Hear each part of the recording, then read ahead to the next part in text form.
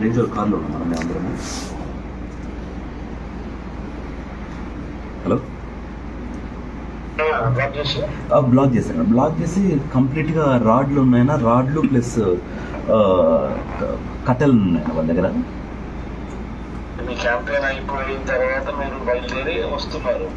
వచ్చేస్తున్నాం. అంతేనా?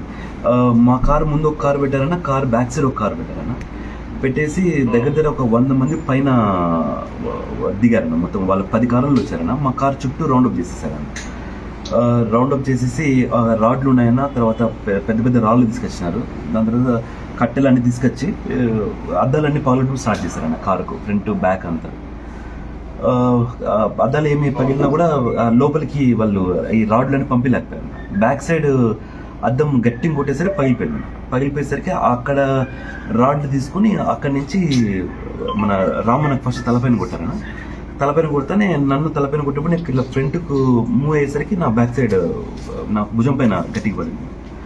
పడుతూనే సరే అనేసి చుట్టూ రౌండప్ పోయింది అనేసి ఇంకా డోర్ని పీకుతున్నాను, కానీ పీకలేకపోయారు. డోర్స్ అన్ని సెంటర్ లాక్ చేశాను. ఏంటో బండి పైన పెట్రోల్ పోసేస్తారు. బండి పైన